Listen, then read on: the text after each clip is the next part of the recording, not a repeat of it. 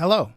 So before I get into my rewrite in this video, I want to first and foremost say that I am glad that If is a movie that exists. I think this movie shares so much of its DNA with like the previous generation of family movies, and I think that's a genre that shouldn't die out. So I'm glad to see John Krasinski and Ryan Reynolds and their team produce these kinds of movies, and I hope they keep it up, because while I don't think that this movie was like a perfect 10 out of 10 home run, I do think that they'll get there. Like, if they're given enough opportunities, I think this team has the potential to make a perfect movie. But with that said, and with no restraint on spoilers, let's talk about If. So all in all, I think this is a perfectly fine movie, but I do think there was some left on the table. I think there was some missed potential, and if there's one thing I just cannot let stand, it is missed potential.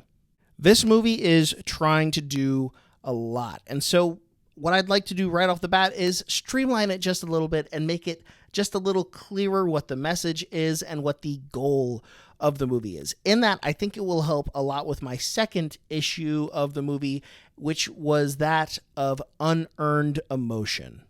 Now, I'm not going to lie to you. I for sure got misty-eyed at some parts of this movie, but I felt like it was less coming from like a character place and more from John Krasinski just hitting like the "I'm gonna make you cry now" button by like blasting some Michael Giacchino music over a very sentimental scene.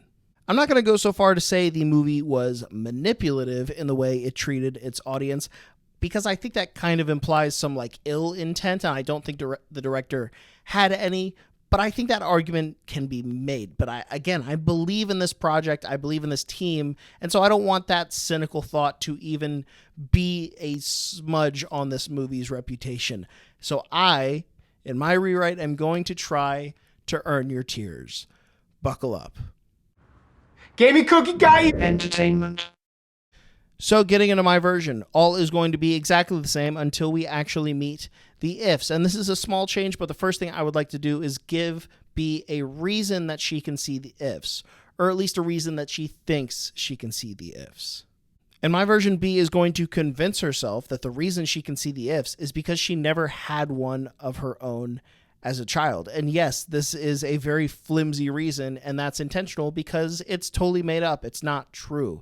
B thinks she's such an adult that she has everything figured out, and Calvin just kind of goes along with it. I also think it's nice to give the audience at least a fake reason. For a lot of this movie, we were kind of just dragged along. Now, when it comes to streamlining the plot of this movie, the main way I want to address that is by slightly diminishing the importance of the character Blue and cutting the entire idea of placing Ifs with new kids. It's a complete dead end in the original story. Instead, the goal will always have been to reunite Ifs with their original kids.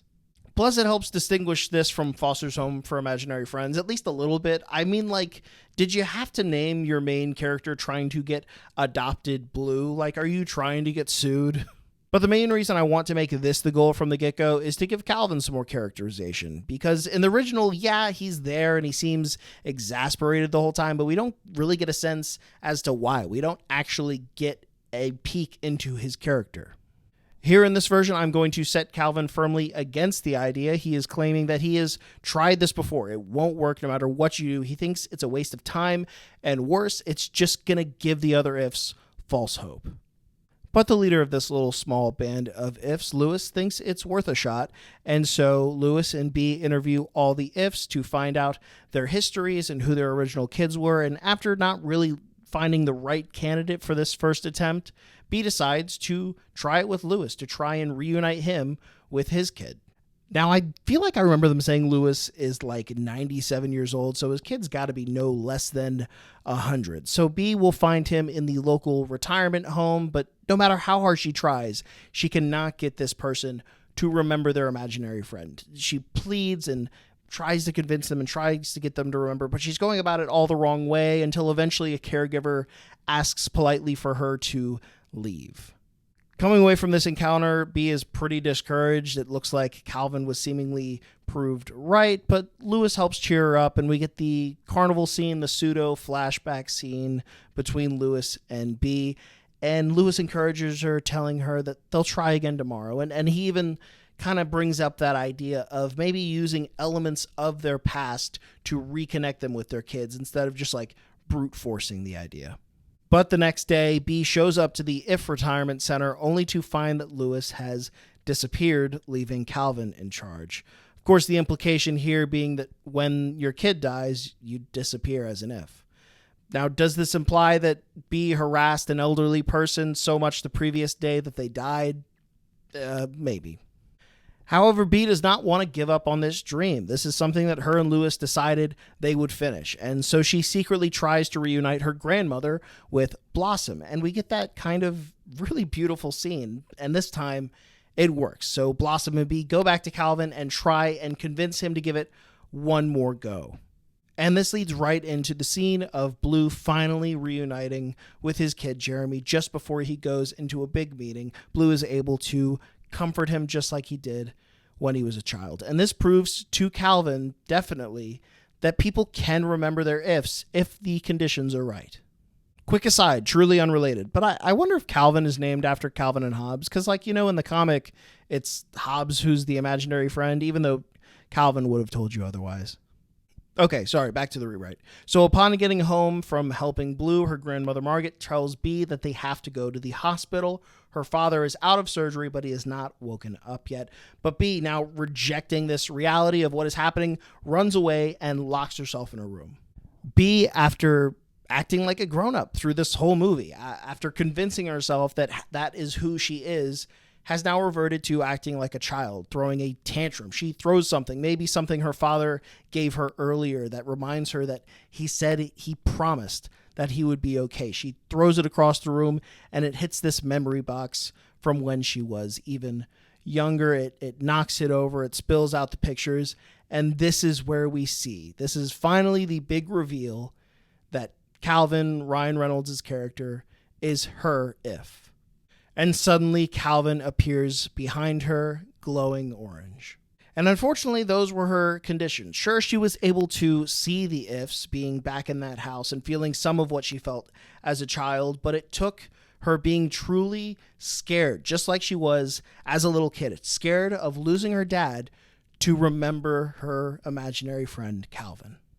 Calvin, now able to really connect with Bea, tells her that all he really wanted was for her to see him again, but when he realized what it would take, he's just so sorry. He wishes they had never reconnected like this. But Bea, now fully regaining her memory of Calvin, throws her arms around him, hugs him, and assures him that yes, even though he was made in a time when she was deeply hurting and she needed someone to comfort her, Calvin was that comfort. He is what helped her to get through it. And she is so happy to see him again. And so now, in a very sweet and tender scene between the two of them, he once again, like when she was a child, helps her get through this moment. He tells her that it's okay to be a kid. It's okay to not have all the answers. The best thing she can do for her dad right now is to be there, to go be there with him and to try and cheer him up. He tells her to tell him a story. And as they back away from each other and Bea makes a move for the door, they turn back as she realizes that healing this part of herself probably means she's not going to remember Calvin again. This is goodbye, at least for now. But at least Calvin will always remember that they'll never really be apart again. And this scene was the main reason I wanted to make a rewrite video in the first place, because I felt like in the movie, this should have been the big emotional climax, the moment where Bea and Calvin say goodbye. But in the original, we don't even know who Calvin is to Bea. Like, he's her neighbor, but really he's just some guy she met, which really did not let me get fully invested into this scene. I also think it was important for Bea to resolve her story with the ifs before she can resolve her story with her dad. So it brings the movie full circle. Like it's a movie Oreo. Like she has the A plot with her father, the B plot wraps up, and then she can finally resume the A plot. And so, yeah, just having this scene moved before she goes to see her dad was priority number one for me in this rewrite. And so Bee goes to see her father, and we get to hear her story. We get to hear all the lessons she has learned through reuniting with Calvin, through being with the Ifs. And finally, her dad wakes up and probably makes some corny joke. But instead of chastising him like she did at the beginning of the movie, telling him to take this seriously, the two just share a laugh together. And I think that is the moment we want to end on. That is the growth. That is the heart of this movie. And maybe we pan over to see Calvin closing the hospital door from the other side. I think that is where the story of a girl, her dad, and her imaginary friend ends. But of course, while that's a very wholesome note to end on, it's also kind of a downer. So yeah, okay, let's cut over and do all the fun epilogue stuff of Calvin and Blossom reuniting people with their ifs. And we get that perfect end cap joke of John Krasinski tripping over Keith as portrayed by the great Brad Pitt. And that is how I would have rewritten the movie If. Please let me know what you think. Did you like If as written, or do you have opinions on my opinions? Please let me know in the comments. And I do genuinely like reading them because I do genuinely like talking about movies. And if you did enjoy this rewrite, please do subscribe. Please do comment. Please leave a like. All the YouTube-y things. It really does mean a lot to a fledgling channel like this. I'm not sure what movie I'll talk about next, but we're only at the beginning of the summer movie season. There are plenty more movies to come out. I'm sure no matter what it is, I'll see you in the next one.